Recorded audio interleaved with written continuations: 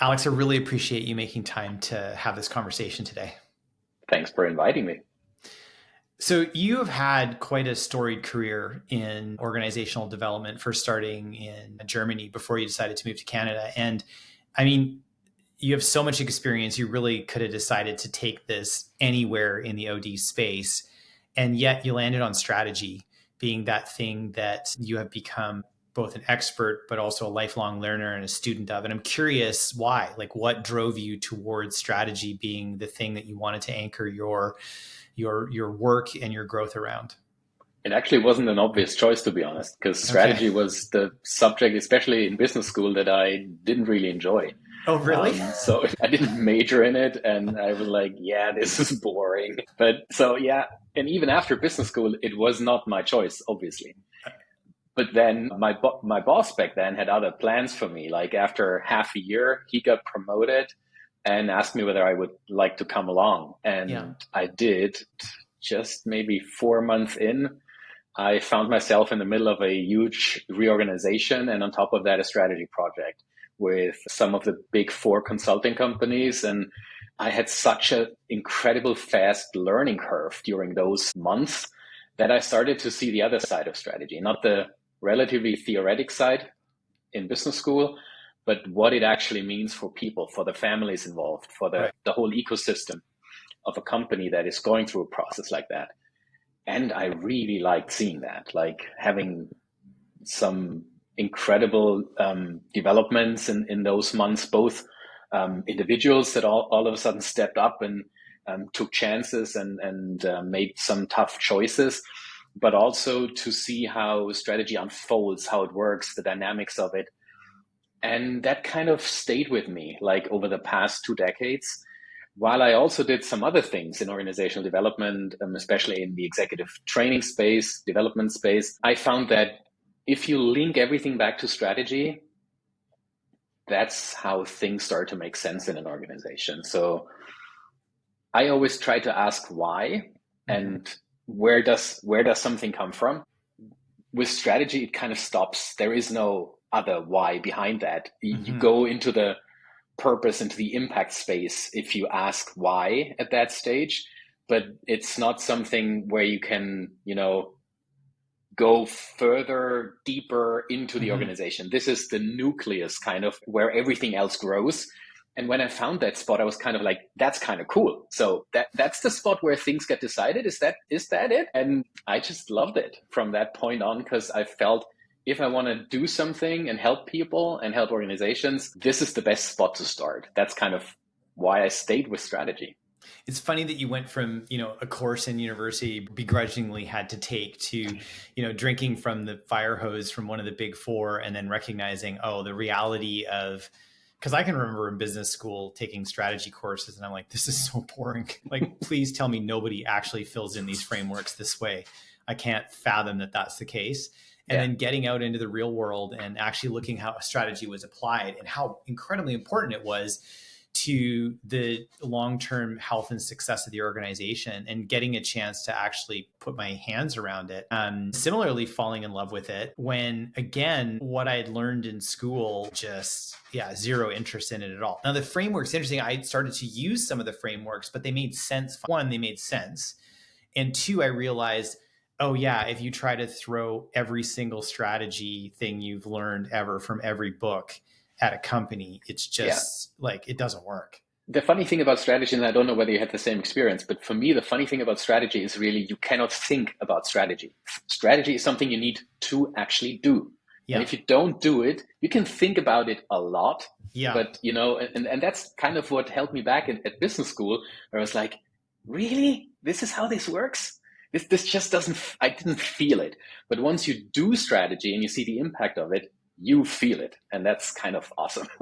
Yeah. It's interesting. I mean, I think like strategy is really about trial and error, right? Because strategy, when you're building it, as much as you get as much information as possible to try to prevent unintended consequences, we actually don't know how it's going to play out. Like we assume we've covered all our bases. We assume that the strategy is sound, but then, reality has this wonderful way of telling us what is and isn't going to happen. And the quicker that we can get to action on the strategy, the faster we engage that feedback loop, because there's no feedback loop in kind of the intellectual pursuit of strategy. There's like nothing comes back. There's inputs, but there's no output. So we actually don't know whether or not it's going to work, and we just got to go for it. And I feel like the more time spent navel gazing and considering a strategy, it's getting in the way of making forward progress and momentum. The great Roger Martin said strategy is a theory about how you want to win in your market. And you cannot prove a theory in advance. You cannot think it through. You can just have it and then watch it unfold. And as it unfolds, constantly checking whether what you're seeing out there is actually what you wanted to see, so that your theory can continue to unfold. And if you don't see it, you need to make adjustments. And so when you think about, when you're going into an organization and you haven't seen their strategy yet, they've said, hey, like, we want to chat with you. We want you to come in and take a look at where we sit right now. Like, what are the first things that you're looking for? Like, what do you want to know from an organization so that you kind of level set yourself around where they at from a strategic perspective? It might sound strange, but the first thing I do is I listen to how they use the term strategy and what they mean by that. Yeah. And the reason for that is you can assume how someone uses words, or you can assume that they have a similar understanding as you have. And I'm not saying my understanding is right and yours isn't. I'm just saying if we don't align our terminology so that we mean the same thing when we use the term strategy, then we will struggle to collaborate on this. So the first thing I really do is listen to how they use the word. Do they use it in plural, for example? Do they talk about their strategy, or do they talk about strategies? Right. There's a massive difference in that. Right. Do they use the term interchangeably with other words? What I see very often, for example, is that companies talk about plans or strategic plans as a synonym for their strategy. And I just take note of these things. And very often, some of the first things that we do is just to clean up some of the terminology. And sometimes that means I adjust my terminology to the organization's terminology. Sometimes it means we figure out that none of those terminologies work for the situation or the challenge we're up against. And sometimes they just say, yeah, we just use it like that, and then I can roll with it. But they need to know how I use it, and I need to know how they use it.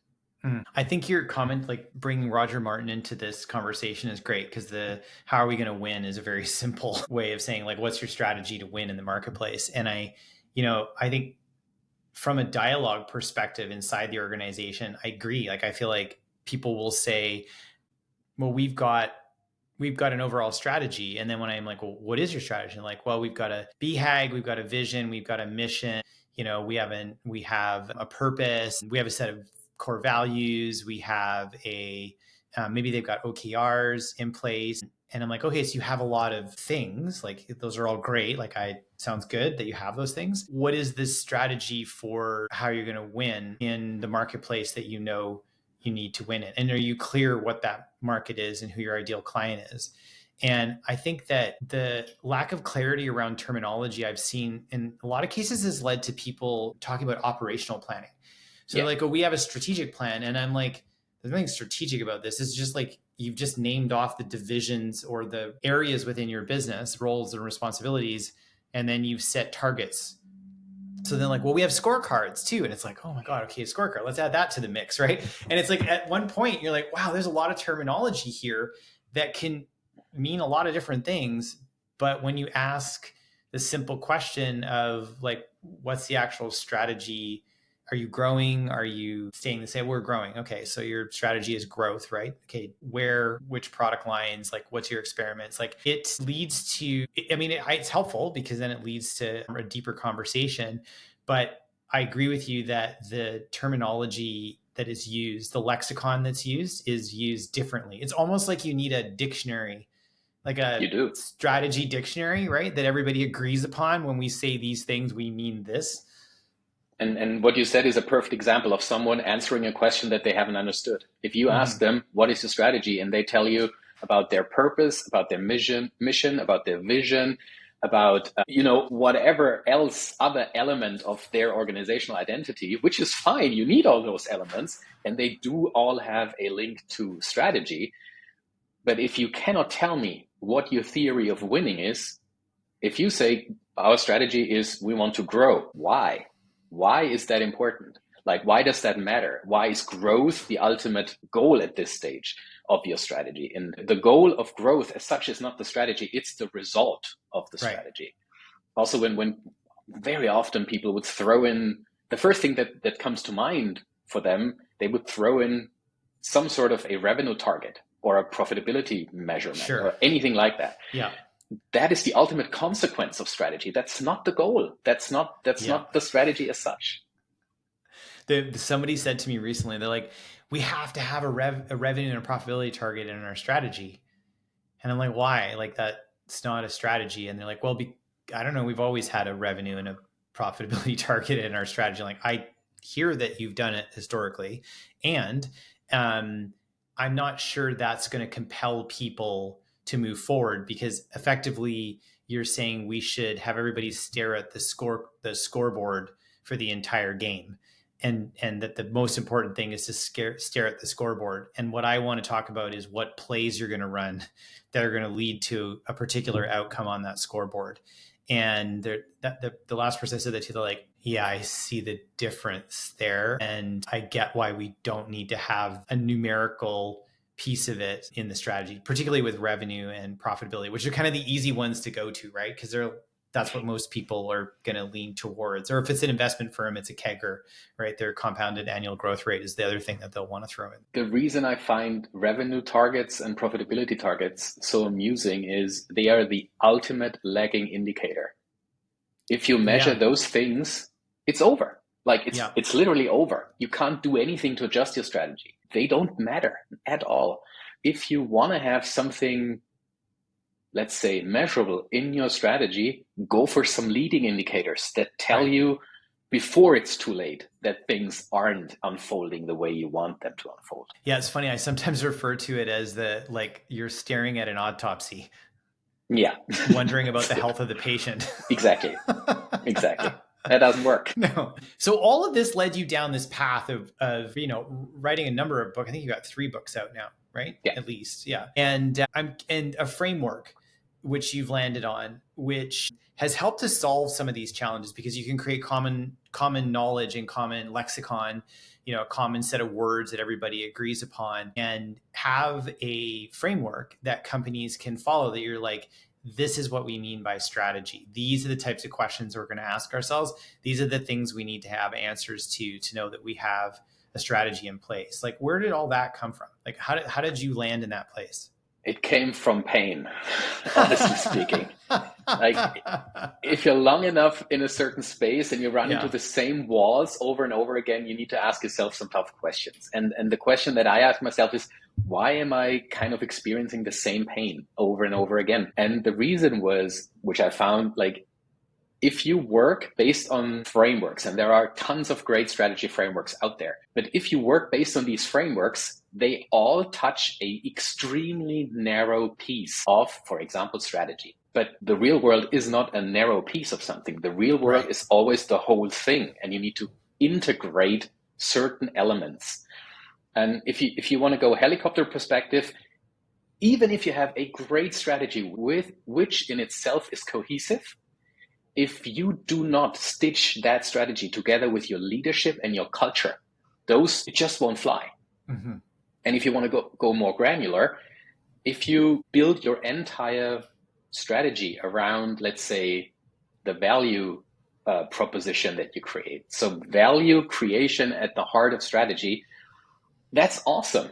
But what about all the other aspects of strategy? Mm-hmm. From a helicopter perspective and in the detail, I often found that for whichever reason, some companies picked certain frameworks that they liked, that worked for them, but they weren't able to kind of harvest the benefits from them. Because, as I said, sometimes it was just beautiful strategy, but that's just not who we are. It will not fly because our people, for example, they're not motivated by profitability goals or by revenue targets. That's just not how we think, how we feel. Sometimes it was that the strategy in itself made sense, that it was culturally aligned, but what we actually wanted to see unfold was absolutely not possible based on the capabilities that we had in the organization. So Right. it was on paper, the right thing, the right choices. It all made sense. But then the leadership population saw it and were like, you want us to do that? It kind of brings us back to Jim Collins, right? In Good to Great, where he said, job one is to get the right people on the bus first and then decide the strategy of the organization. Because otherwise you could build, as you say, a great strategy. And if there aren't the people that actually have this skill set, knowledge, intelligence, experience, all the things required to connections and network to actually accomplish that strategy, then it will fail, not because it wasn't the right strategy, but because there's not the organizational readiness in place, people-wise, to actually do anything with it. If you want your leadership population to lead strategy, you need to enable them to do that. And that often comes with like a very mundane set of skills that they need. It's not the fancy stuff. It's like, how do I really talk about strategy in ways that the people I lead understand and that I understand what they feel about it? Like, how do I run a strategic dialogue? Like, how do I actually do that? That's not difficult. But if I've never seen it before, if I've never done it before, I see this document and I'm like, okay, how do I talk about this? Half of that I don't understand myself. So wait a second, do I really want to have a conversation with my people? I guess not. They're going to ask questions that I cannot answer. So I shy away from it. And that's how entire strategies die. Because the people that are supposed to lead the implementation don't feel comfortable enough or don't feel that they live in a psychologically safe enough place where they can say, raise their hand and be like, I don't know how to do that. Can you help me with that? So bringing it back to your original question, if you feel that you're running into those same issues over and over again, you will have to build something that makes sense, that gives organizational leaders some sort of a handbook that goes beyond the mere strategy, but connects it to the cultural components and the leadership components of strategy implementation. And I think that's the main reason why I came up with the 9 elements framework. I feel like I'm so glad you just said those words, because I was just trying to empathize with our listeners right now and think like, okay, I'm bought into what Mike and Alex are saying, but now what? Right? Like, exactly. I get it. I agree with you. Those things are happening in my company too, or I as a leader have felt the way that the two of you have described, and I need a path forward. So can you walk us through the 9 elements? Because I think that would help people to have a conceptual framework in mind that they could actually work with. So think about the 9 elements as 3 concentric circles, where the inner circle is your cultural circle, the middle circle is your strategy circle, and the outer circle is kind of your scaffolding that holds it all together. That's kind of your leadership circle. Starting in the middle, there are 3 elements in each circle. And starting in the middle in the cultural circle, that's where we actually start our strategy projects. We don't start them in the strategy. We start them in asking, what do we do and for whom? Like, what do we actually sell and who are our clients? And you wouldn't believe how crazy that question is for some people. Like, there are discussions unfolding that you could have not anticipated. For you, it might be clear, but your colleague says something entirely different. So this alignment around what you do and for whom, that's what I call your mission. Like, what do you do and for whom? It's like literally thinking about where the term mission in the military sense comes from. Or think about firefighters. Their mission is to extinguish fire to save lives and to safeguard assets. That's their mission. It's not fancy. It's just, what do you do and for whom? If we cannot align on this, we can't talk strategy at all. So this fundamental piece of who you are is important. At the same time, why do you do this? What is the bigger problem out there that you're trying to solve? Or why are you uniquely positioned to solve a certain problem? That's basically your purpose. Why do you do what you do? Because you're really good at it, most likely, and you're solving a problem that other people want to have solved, and that's why they pay you money for it. But I always say, please don't stop at the why. Go one step further. Ask yourself what the impact of really solving that problem is. So if you say, my purpose is to do X, ask yourself, what is the impact that I want to create based on that purpose? And that is basically how you bring your purpose to life, how you imagine the result of bringing it to life. And the reason why we talk about what we do, for whom, why we do it, and what the impact of that should be, that is literally the foundation on which you then build your strategy. Because in the end, your strategy is nothing but your vehicle that helps you turn your purpose into measurable impact. Right. And on the other side of that is a customer that is willing to give you money because of those problems that you solve and the impact that you have. That's how it works. And so that's our first ring of the circle. Before we go anywhere else with strategy, we have to make those three decisions. We have to have those three conversations. So, and obviously there is something around values and behavioral guidelines in there as well, that describes how we want to be as an organization. So once that is clear, we can talk about strategy. Because again, it's your vehicle to turn your purpose into impact. It's what the choices that you make that help you win, the priorities. Because honestly, you can do a lot of things, but in a world where both talent and money is typically not abundant, but the two biggest input factors in any business, you need to decide how you win in your market. How can you create something that is better than anyone else can create with the same input factors? At least through the eyes of your customer, because they are paying for it. So a strategy is your vehicle that makes your clients want to give you money for what you do because they think they're better off buying from you than from any other competitor. Okay. So that's the choices that you need to make. And in there you have kind of a few goals, a few measurements, and a certain vision that you're working toward. That is your strategy circle. Vision, goals, and the strategy. In your outer circle, that's literally how you prevent the whole thing from crashing down. Many, many strategies have come crashing down simply because people weren't able to put them into action. So that's why we have on the outer circle 3 additional elements. One is, and we talked about them already, capabilities. What do we need to know? What do we need to be able to do, both in terms of people skills, but also in terms of hard skills, subject matter expertise? What do we need to learn so that we can move the strategy into action? How do we need to change how we run our business so that this becomes a possibility? So if your strategy is X and your organizational setup is Y, those two things don't match. We need to get rid of structures that don't work anymore. We need to get rid of processes that don't work anymore. So that's what I call management systems. And the third element in the outer ring, in the outer frame of the model, is literally how do you make strategy relevant for every individual? And you do that by helping them understand how their job contributes to the bigger picture and how performance is being measured. So those individual targets, they are not just numbers. They are, am I able to display behavior that is in line with the values that we described? And what do they mean? How do they come to life in my daily environment? And if you bring all those things together, you have a very good chance to move your strategy into action and harvest the results. But if you forget one of them, you will always run into that wall again that I always ran into. So it's, if you think it through and if you go through it, it's completely logic. But the problem is in the detail. Once you really implement it, you will run into issues because it's not as easy as it sounds on paper. Mm-hmm. And that's why I always say, in an organization, when you go through a process like that for the first time, yes, you can try and do it on your own. Please don't.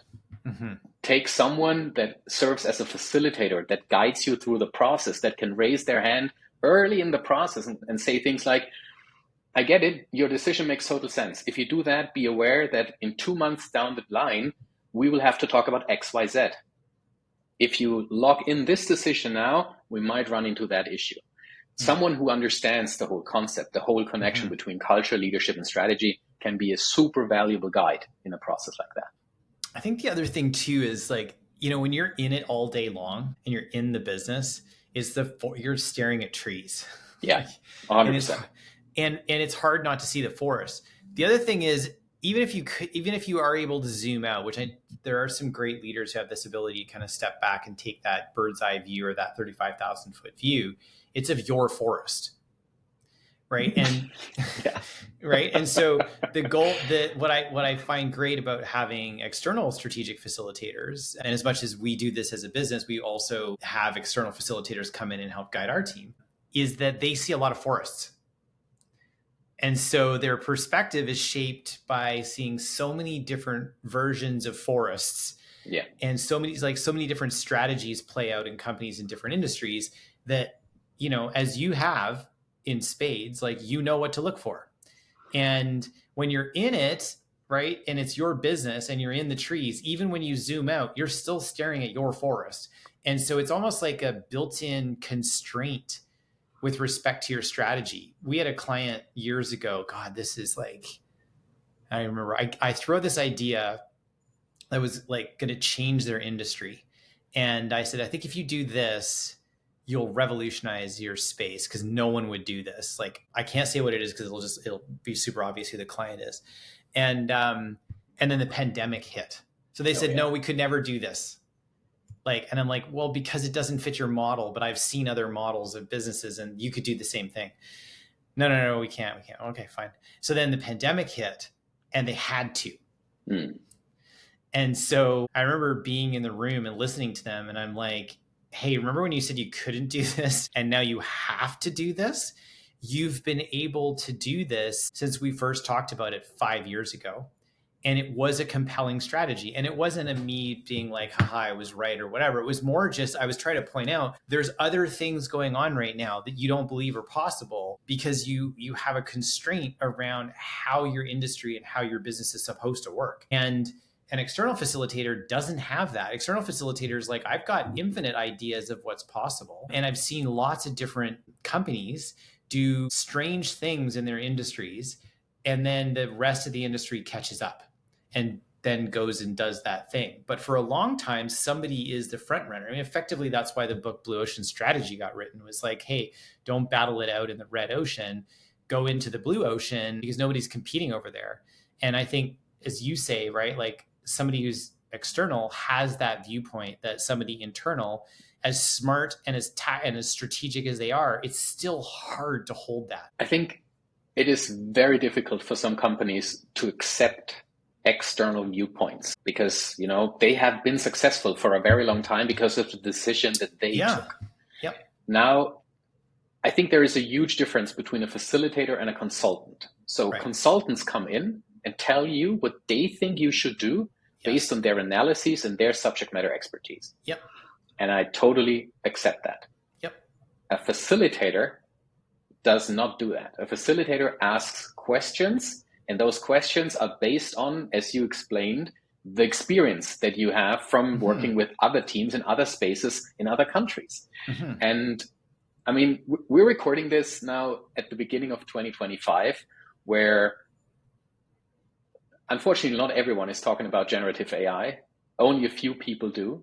Right. And I simply cannot get my head around the fact that people don't talk about this way, way more. What we will run into in the coming month is nothing short of an extreme revolution that's happening. Like, the only thing I can imagine that is similar to the effect on business, or that has had an effect on business like AI will have in the coming years, is like steam engines or electricity or the invention of fire. The AI is a general purpose technology that everyone will use at one point. You left out the internet in that list. Yeah, which is true.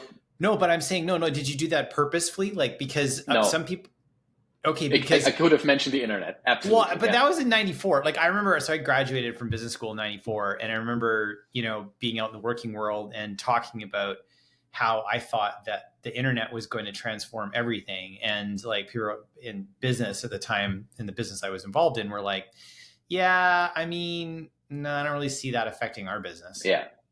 And it's absolutely nuts. I remember my mother telling me when I was maybe 7 or 8 years old, we don't need a computer at home. We will never need one. Right. I mean, that sentence sounds like what, 90s? No, we're talking mid 80s. Yeah. And it's just, I simply can't get my head around the fact that organizations are not listening to people who ask them those questions around AI right now. And I'm not talking about AI in a product or service sense. I'm talking about AI literacy, the capability of using AI in my daily business to make my work more interesting, more effective, to produce better outcomes faster. And when I ask these questions as a facilitator, the things that happen are absolutely interesting. Some organizations are like, please tell me more about that. I think we don't know enough about it. And then I can ask questions. And others are exactly like you described. They're like, yeah, but that doesn't work. It doesn't work for us because we've never done it that way. Or we have been successful without that. I can't see my clients using that. And all these excuses or counter arguments for saying, well, I think electricity is just not a thing. We're talking about a general purpose technology that is revolutionizing how work gets done already.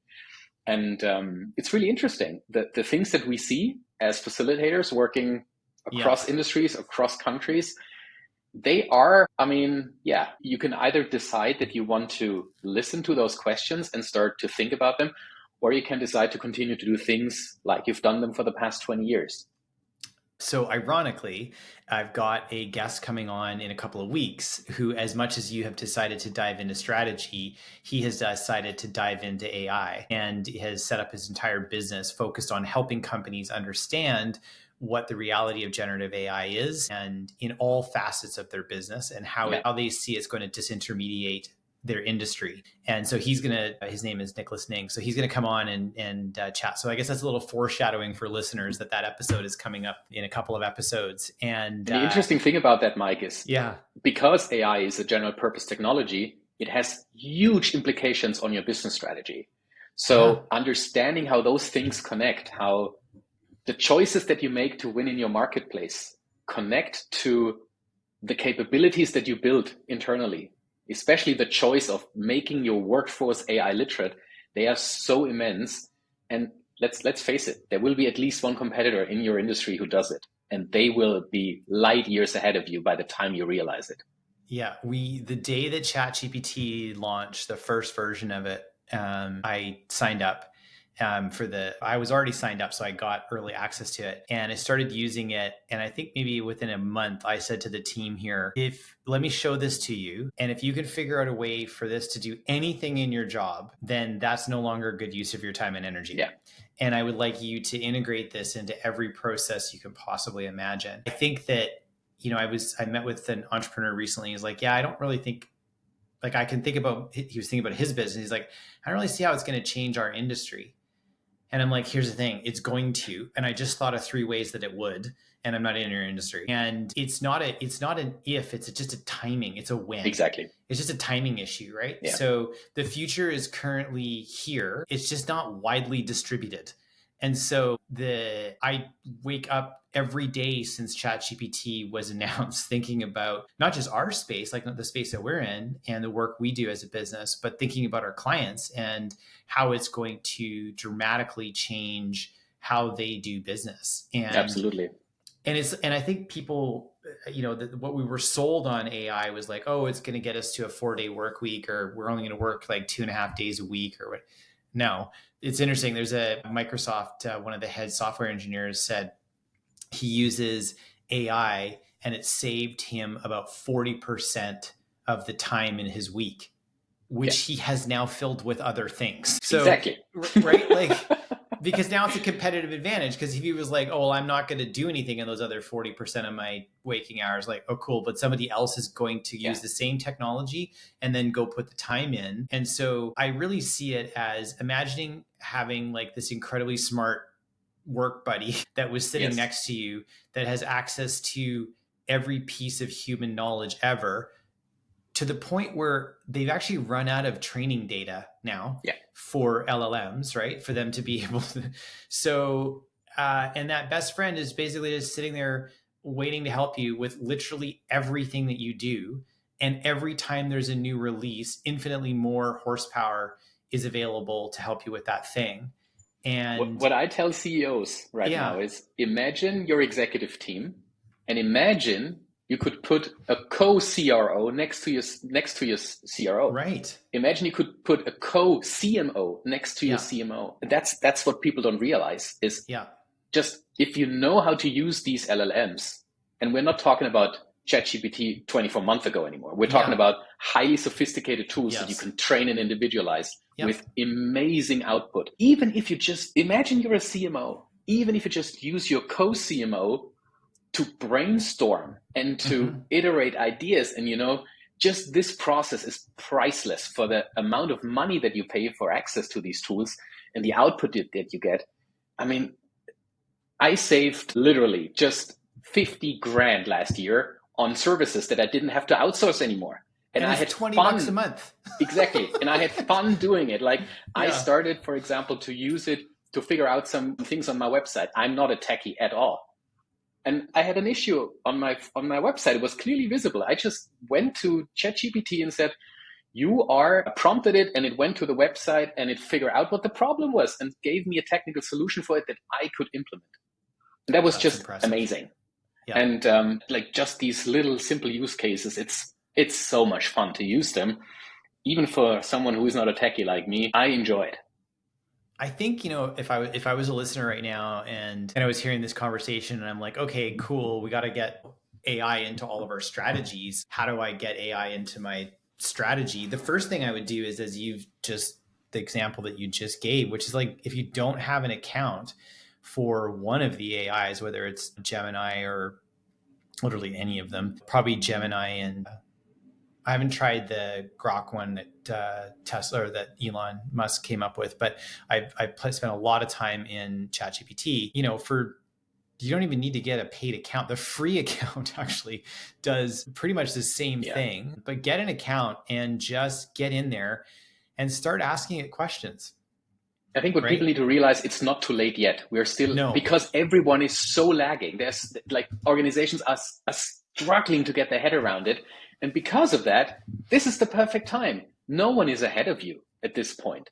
But not acting right now might endanger your business because, as I already said, there will be someone who does act on it and in your industry. And it will be very hard to catch up for you once you realize what they've done. So starting to get your head around making your workforce AI literate is a simple and a very cost-effective way of starting to really explore and benefit from a general purpose technology like.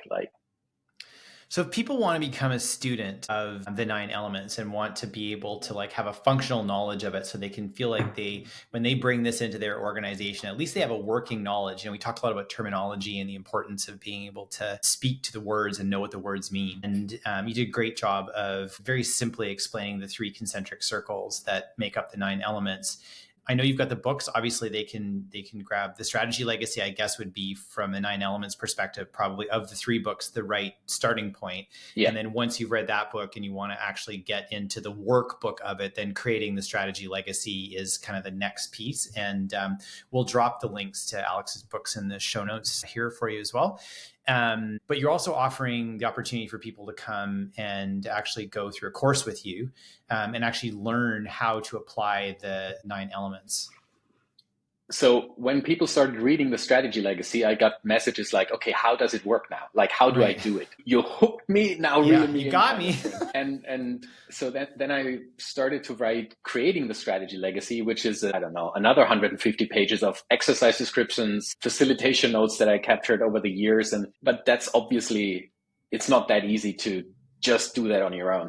I created this, it's actually a 3-day course, but it's only 3 half days. It's 3 times 4 hours, where I walk you through the 9 elements and the most important exercises that you can do on your own in your business to create those elements. And I run a cohort a month approximately, and it's just amazing to see how people run with it. Like I had this one participant late in 2024 who took the 9 elements and literally created the whole shebang, like from start to finish, as part of their assignment. So you can pick an assignment afterwards. It's totally self-paced. And what I basically want is that my participants start to do something with it right after the program. And he just took the whole 9 and ran with it and created a strategic intent document of 10 pages with everything fleshed out. And I was just like completely blown away. But what it showed to me is like, you can do this. You can do this on your own with a little bit of guidance, going through that program, 12 hours of investment, and you're probably 90% there. And that was really interesting for me to see. Also that it is applicable across industries, across borders. So we have currently participants from the Red Cross in Ukraine taking that course because they want to create better strategy for them. We have people from African countries, from down under, like any industry you can think of. And it's probably the best part of the work that I do, to see how people take the framework and create something tangible, something valuable for their business. Well, I'm so passionate about it that we decided to partner with you on this to help to get the word out. So we're going to we're actually going to drop a link in the show notes with a discount code for listeners who've came to listen to Alex today talk about strategy in our conversation. So you'll be able to click that in the show notes. And yeah, we'll also put the link to the books in there as well. Alex, I really appreciate you making time to have this conversation with me today. Thank you very much. That was a very interesting conversation, Mike. Thank you.